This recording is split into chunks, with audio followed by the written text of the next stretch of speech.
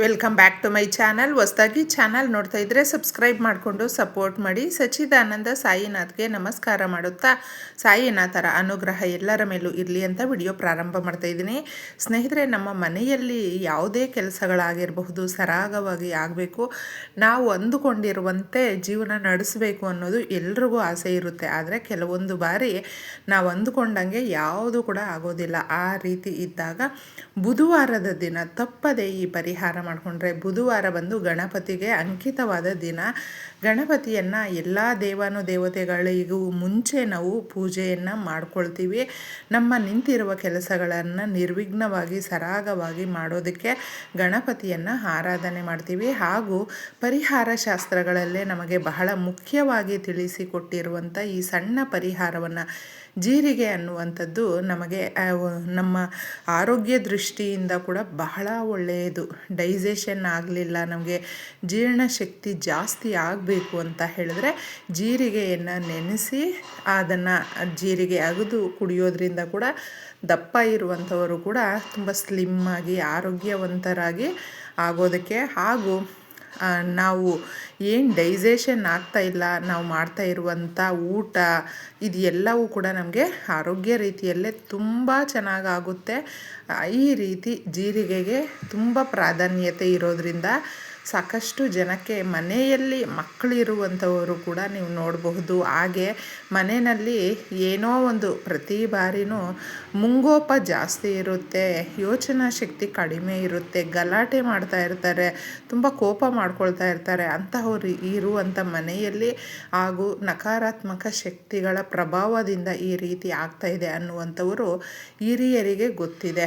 ಜೀರಿಗೆಯನ್ನು ತಗೊಂಡಿದ್ದೆ ದೃಷ್ಟಿ ತೆಗೆದುಬಿಟ್ಟು ಇದನ್ನು ಬಿಸಾಕ್ತಾಯಿದ್ರು. ಅಂದರೆ ಮನೆಯಲ್ಲಿ ಈ ರೀತಿ ಅಶಾಂತಿ ತುಂಬಿರುವ ಸಮಯಗಳಲ್ಲಿ ಮಾಡ್ತಾಯಿದ್ರು. ಬೇಗನೆ ನಮಗೆ ಅದರಿಂದ ನಾವು ಗುಣಮುಖರಾಗ್ತೀವಿ.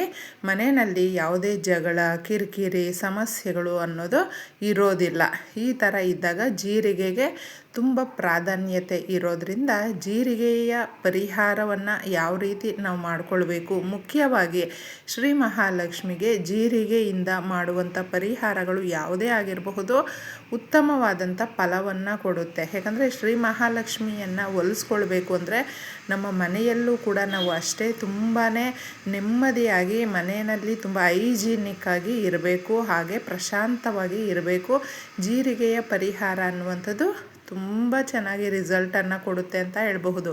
ಯಾಕಂದರೆ ಲಕ್ಷ್ಮೀ ದೇವಿಯನ್ನು ಒಲಿಸ್ಕೊಳ್ಬೇಕು ಅಂದರೆ ನಾವು ಜೀರಿಗೆ ಅನ್ನುವಂಥದ್ದು ಕೂಡ ಬಹಳ ಪ್ರಾಮುಖ್ಯವಾಗಿರುತ್ತೆ. ಇದನ್ನು ಹಣಕಾಸಿನ ಸಮಸ್ಯೆಗಳಿಗಾಗಿ ಬಳಸ್ತಾ ಇರೋದ್ರಿಂದ ಅಡುಗೆ ಮನೆಯಲ್ಲಿ ಇರುವಂಥ ವಸ್ತುಗಳು ಏನಿದೆ ನೋಡಿ, ಮನುಷ್ಯನಿಗೆ ಸಮಸ್ಯೆಗಳಿದ್ದಾಗ ಅಂದರೆ ನರದೃಷ್ಟಿ ಇದ್ದಾಗ, ಹಣಕಾಸಿನ ಸಮಸ್ಯೆಗಳಿದ್ದಾಗ, ಹಣಕಾಸಿನ ಸಮಸ್ಯೆ ಒಂದೊಂದು ರೂಪದಲ್ಲಿ ಇರುತ್ತೆ. ಅಂದರೆ ನಮಗೆ ನಾವೇ ಸಾಲ ಮಾಡ್ಕೊಂಡಿರ್ತೀವಿ, ಅಥವಾ ಸಾಲ ನಾವು ಕೊಡಬೇಕಾಗಿದೆ, ಅದು ವಾಪಸ್ ಬಂದರೆ ಸಾಕು, ಕೊಟ್ಟಿರುವಂಥದ್ದು ವಾಪಸ್ ಬಂದರೆ ಸಾಕು, ಇಲ್ಲಾಂದರೆ ನಾವು ತಗೊಂಡಿರ್ತೀವಿ ಅದನ್ನು ತೀರಿಸಿದ್ರೆ ಸಾಕಪ್ಪ, ಬಡ್ಡಿ ಕಟ್ತಾ ಇದ್ದೀವಿ, ತುಂಬ ಜಾಸ್ತಿ ಆಗ್ತಾಯಿದೆ ಅನ್ನುವಂಥವರು, ನಮ್ಮ ಆದಾಯ ಜಾಸ್ತಿ ಆಗಬೇಕು, ಪ್ರಮೋಷನ್ ಆಗಬೇಕು, ನಮಗೆ ತುಂಬ ಖುಷಿಯಾಗಿರಬೇಕು ಅನ್ನುವಂಥವರು ಕೂಡ ಈ ಪರಿಹಾರವನ್ನು ಮಾಡಿಕೊಳ್ಳಿ ಸ್ನೇಹಿತರೆ. ಮನೆಯಲ್ಲೇ ನಾವು ಸಣ್ಣ ಪುಟ್ಟದಾಗಿ ಕೂಡ ಏನಾದರೂ ವ್ಯಾಪಾರ ಮಾಡ್ತಾ ಇದ್ದೀವಿ, ಮನೆಯಿಂದನೇ ಹೆಣ್ಣುಮಕ್ಕಳು ಮಾಡ್ತಾಯಿದ್ರೆ ಅದು ಕೂಡ ಚೆನ್ನಾಗಿ ಆಗಬೇಕು. ಮನೆಯಲ್ಲಿ ಎಲ್ಲ ರೀತಿಯ ವಾತಾವರಣ ಅನ್ನೋದು ತುಂಬಾ ಕೂಲಾಗಿರಬೇಕು ಅನ್ನುವಂಥವರು ಬುಧವಾರದ ದಿನ ತಪ್ಪದೆ ಈ ಪರಿಹಾರವನ್ನು ಮಾಡಿಕೊಳ್ಳಿ. ಸಾಕಷ್ಟು ಜನಕ್ಕೆ ಒಂದು ಮನೆ ಕಟ್ಟುವಂಥ ಕೋರಿಕೆ, ಸಂಕಲ್ಪ ಅನ್ನೋದು ಇರುತ್ತೆ. ಎಷ್ಟೋ ಟ್ರೈ ಮಾಡ್ತಾ ಇರ್ತಾರೆ, ವರ್ಷಾನುಗಟ್ಟಲೆ ಕಟ್ಕೊಳ್ಳೋದಕ್ಕೂ ಆಗೋದಿಲ್ಲ. ಪರಿಹಾರ ಯಾವ ರೀತಿ ಮಾಡಿಕೊಳ್ಬೇಕು, ಅಥವಾ ನಮ್ಮ ಮಕ್ಕಳು ಒಳ್ಳೆ ವಿದ್ಯಾಭ್ಯಾಸ ಅವ್ರಿಗೆ ಬೇಕು, ವಿದ್ಯಾವಂತರಾಗಬೇಕು, ತುಂಬಾ ಚೆನ್ನಾಗಿರಬೇಕು ಅಂತ ಬಯಸುವಂಥವರು ಕೂಡ ಈ ದಿನ ನೀವು ಮಂಗಳವಾರದ ರಾತ್ರಿಯಲ್ಲೇ ಹೆಸರು ಕಾಳನ್ನು ನೆನೆಸಿ ಇಟ್ಟುಬಿಟ್ಟಿದ್ದೆ. ಬುಧವಾರ ಹಸುಗಳಿಗೆ, ಪಕ್ಷಿಗಳಿಗೆ ಯಾವುದಕ್ಕಾದರೂ ಕೂಡ ನೀವು ಕೊಡಬಹುದು. ಈ ರೀತಿ ಪ್ರತಿ ಬುಧವಾರ ಮಾಡ್ಕೊಳ್ತಾ ಬಂದಾಗ ನಿಮ್ಮ ಕೆಲಸಗಳು ಯಾವುದೇ ಆಗಿರಬಹುದು, ಹಣಕಾಸಿನ ಸಮಸ್ಯೆಯಿಂದ, ಬಿಸ್ನೆಸ್ಸಿಂದ, ಮನೆ ಕಟ್ಟೋದ್ರಿಂದ ಹಿಡಿದು ಮಕ್ಕಳಿಗೆ ಮದುವೆ ಮಾಡೋದ್ರಿಂದ ಹಿಡಿದು ಪ್ರತಿಯೊಂದು ದೊಡ್ಡ ಕೆಲಸದಲ್ಲೂ ಕೂಡ ಅದು ಸರಾಗವಾಗಿ ನಡೆಯುವಂತೆ ಮಾಡುತ್ತೆ. ಆ ಸಣ್ಣ ಪರಿಹಾರವನ್ನು ಕೂಡ ನೀವು ಮಾಡಿಕೊಳ್ಳಿ ಸ್ನೇಹಿತರೆ. ವಾರ ವಾರ ಮಾಡಬಹುದು. ಎಷ್ಟು ಚೆನ್ನಾಗಿ ಒಳ್ಳೆ ರಿಸಲ್ಟ್ ಬರುತ್ತೆ ಅಂತ ನೀವೇ ನೋಡಿ. ಗಾಜಿನ ಲೋಟವನ್ನು ತಗೊಳ್ಳಿ. ಗಾಜು ಅನ್ನುವಂಥದ್ದು ನಕಾರಾತ್ಮಕ ಶಕ್ತಿಗಳನ್ನು ಅಬ್ಸರ್ವ್ ಮಾಡಿಕೊಳ್ಳುತ್ತೆ. ನೀರು ನಮ್ಮ ಮಾತನ್ನು ಕೇಳುತ್ತೆ. ನೆನಪಿಟ್ಟುಕೊಳ್ಳುವಂಥ ಶಕ್ತಿ ಜಾಸ್ತಿ ಇದೆ ನೀರಿಗೆ. ಪಂಚಭೂತಗಳಲ್ಲಿ ಒಂದಾಗಿರೋದ್ರಿಂದ ನೀರನ್ನು ನಾವು ಕಳಶ ಪ್ರತಿಷ್ಠಾಪನೆ ಮಾಡುವಾಗಲೂ ಕೂಡ ಮುಖ್ಯವಾಗಿ ತಗೊಳ್ತೀವಿ. ಅದಕ್ಕೋಸ್ಕರ ನೀರಿಗೆ ನಾವು ಏನೇ ಒಂದು ಸಮಸ್ಯೆ ಅಂತ ಹೇಳಿದ್ರೂ ಕೂಡ ಆ ಸಮಸ್ಯೆಯ ನಕಾರಾತ್ಮಕ ಶಕ್ತಿಗಳನ್ನು, ನೆಗೆಟಿವನ್ನು ಎಲ್ಲವನ್ನು ಅಬ್ಸರ್ವ್ ಮಾಡಿ ಇಟ್ಕೊಳ್ಳುತ್ತೆ ತನ್ನಲ್ಲಿ. ಅದಕ್ಕೆ ಗಾಜಿನ ಲೋಟ ನೀರು ಅನ್ನುವಂಥದ್ದು ಇದಕ್ಕೆ ಬೇಕಾಗುತ್ತೆ. ಹಾಗೂ ಸ್ವಲ್ಪ ಅರಿಶಿಣ ಬೇಕು. ಅರಿಶಿಣ ಬಂದು ಯಾವಾಗಲೂ ನಾವು ಅದರ ಒಂದು ಘಮ ಏನಿರುತ್ತೆ ಹಾಗೂ ಗುರುಬಲ ಅನ್ನೋದು ಏನಿರುತ್ತೆ ಅದನ್ನು ನೋಡಿ ಇನ್ನೂ ಜಾಸ್ತಿ ಮಾಡುವಂಥ ಕೆಲಸ ಮಾಡುತ್ತೆ. ನಮಗೆ ನಿಂತಿರುವಂಥ ದುಡ್ಡು ಕಾಸಿನ ಸಮಸ್ಯೆಗಳು ಇದ್ದಾಗ ಆ ಸಮಸ್ಯೆಗಳನ್ನು ದೂರ ಮಾಡ್ಕೊಳ್ಳೋದಕ್ಕೆ, ದುಡ್ಡು ನಮ್ಮ ಕಡೆ ಮ್ಯಾಗ್ನೆಟ್ ಥರ ಬರುವಂತೆ ಮಾಡುವ ಒಂದು ಯಾವುದಾದ್ರೂ ಇದೆ ಅಂತ ಹೇಳಿದ್ರೆ ಚಕ್ಕೆ ಇದೆ ಸ್ನೇಹಿತರೆ. ಅದಕ್ಕೆ ಈ ಚಕ್ಕೆಯನ್ನು ಕೂಡ ತಗೊಳ್ಳಿ. ಶ್ರೀ ಮಹಾಲಕ್ಷ್ಮಿಗೆ ತುಂಬ ಇಷ್ಟವಾಗುವಂಥದ್ದು. ಅರಿಶಿಣ, ಜೀರಿಗೆ ಹಾಗೂ ಸಿನ್ನಾಮೆನ್, ಇನ್ನು ಮುಖ್ಯವಾಗಿ ನೀವು ಇದನ್ನು ತಗೊಳ್ಳಿ. ಲಕ್ಷ್ಮೀದೇವಿಗೆ ಇಷ್ಟವಾಗುವಂಥ ಪರ್ಫ್ಯೂಮ್ ಇರುತ್ತೆ ನೋಡಿ, ಅದರಲ್ಲಿ ಯಾವುದಾದ್ರೂ ತಗೊಳ್ಬಹುದು.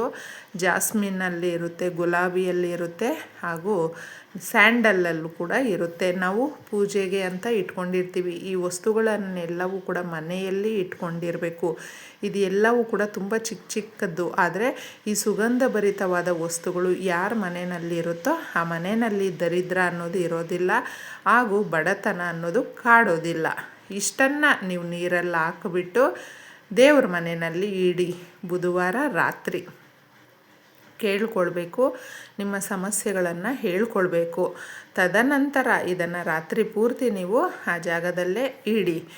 ಅದರಲ್ಲಿ ತಿಳಿಸಿರುವಂಥ ವಸ್ತುಗಳು ಒಂದೊಂದು ಕೂಡ ನೀವು ನೋಡಿ. ಗುರುಬಲ ಹೆಚ್ಚಾಗುವಂತೆ, ಲಕ್ಷ್ಮೀದೇವಿಯ ಆಶೀರ್ವಾದ, ಬುಧವಾರ ಮಾಡಿಕೊಳ್ಳೋದು. ಬಿಸ್ನೆಸ್, ಬುಧನ ಒಂದು ಬುಧಕಾರಕ ಇರೋದರಿಂದ ನಮಗೆ ಬಿಸ್ನೆಸ್ಸು, ದುಡ್ಡು ಹಾಗೂ ವ್ಯಾಪಾರ, ಏನೇ ಒಂದು ವಾಕ್ಚಾತುರ್ಯ, ಇದಕ್ಕೆಲ್ಲವೂ ಕೂಡ ಸಪೋರ್ಟ್ ಮಾಡುವಂಥ ದಿನ ಇದಾಗಿರೋದ್ರಿಂದ ಬುಧವಾರ ನೀವು ಈ ಸಣ್ಣ ಪರಿಹಾರವನ್ನು ಮಾಡಿಕೊಂಡಾಗ, ನೀವು ಬಿಸ್ನೆಸ್ ಮಾಡ್ತಾಯಿದ್ರು, ನೀವು ಕೆಲಸದಲ್ಲಿದ್ದರು, ಮಾರ್ಕೆಟಿಂಗ್ ಮಾಡ್ತಾಯಿದ್ರು, ಹಾಗೂ ರಾಜಕೀಯದಲ್ಲಿದ್ದರೂ ಕೂಡ ಯಾರೇ ಆಗಿರಬಹುದು, ತುಂಬ ಮಾತೇ ಬಂಡವಾಳ ಆಗಿರುತ್ತೆ ನೋಡಿ, ಅಂಥವ್ರಿಗೆಲ್ರಿಗೂ ಕೂಡ ಬಹಳ ಒಳ್ಳೆಯದಾಗುತ್ತೆ. ಮಾರನೇ ದಿನ ಇದನ್ನು ಸಿಂಕಲ್ಲಿ ಹಾಕ್ಬಿಟ್ಟು ನೀರು ಬಿಟ್ಬಿಡಿ. ನಿಮ್ಮ ಮನೆಯಲ್ಲಿ ಸಿಂಕ್ ಆ ಥರ ಇಲ್ಲ ಅಂತ ಹೇಳಿದ್ರೆ ಯಾರು ತುಳಿದೇ ಇರುವ ಕಡೆ ನೀವು ಗಿಡ ಮರಗಳ ಹತ್ರ ಹಾಕಬಹುದು. ಇಷ್ಟೇ.